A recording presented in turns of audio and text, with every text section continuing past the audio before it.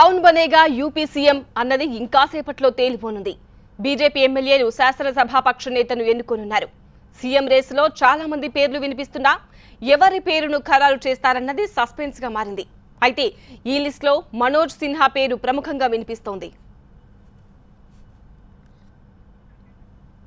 UP CM ఎవరన్న దానిపై ఇంకాసేపట్లో clarity రానుంది. ముఖ్యమంత్రిగా ఎవరిని ఎన్నుకోవాలనే బీజేపీ ఎమ్మెల్యేలు సమావేశమవుతున్నారు. ఈ సమావేశానికి కేంద్ర మంత్రి వెంకయ్య నాయుడుతో పాటు party general secretary Bhupender Yadav హాజరవనున్నారు. ఇప్పటికే ఈ ఇద్దరు నేతలు లక్నోకు చేరుకున్నారు. మరోవైపు కీలకమైన యూపీ సీఎం ఎన్నికలో ఆర్ఎస్ఎస్ కూడా రంగంలోకి దిగింది.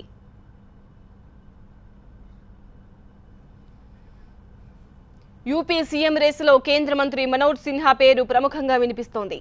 మనోజ్ సిన్హాను సీఎం చేస్తారంటూ ఊహాగానాలు జోరందుకున్నాయి. సంఘ్ నేతలతో సన్నిహిత సంబంధాలతో పాటు అడ్మినిస్ట్రేషన్లో ఆయనకు పట్టుంది.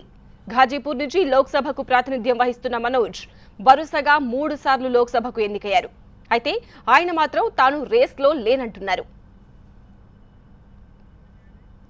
అటు హోంమంత్రి రాజ్నాథ్ సింగ్ కూడా ఛాన్స్ ఉందంటున్నారు. ఆయనకు ఇటు పార్టీలో అటు ప్రభుత్వంలో క్లీన్ ఇమేజ్ ఉంది. పైగా యూపీలో మంచి క్రేజ్ ఉన్న నేత. క్లాస్తో పాటు మాస్లో కూడా ఫాలోయింగ్ ఉంది.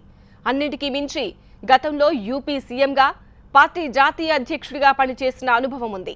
అందుకే ఆయన్ను యూపీకి పంపించాలని చూస్తోంది బీజేపీ హైకమాండ్.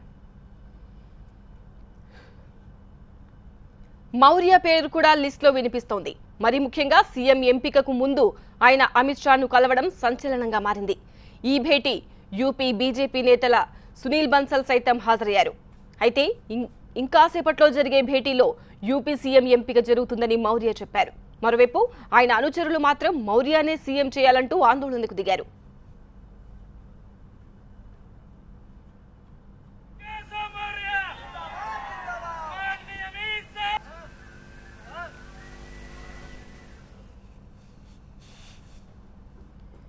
యోగి ఆదిత్యనాథ్ కూడా ఛాన్సులున్నాయంటున్నారు.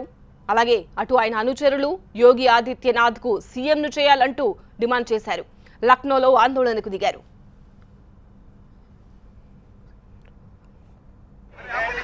पूरा जीवन अपने हिंदुत्व की रक्षा करने के लिए इसमें अपने एक लहू का कतरा खपा दिया। क्यों लगता है कि आपको जो अलग वोट जैसा भी निर्णय ले कि वो स्वीकार है।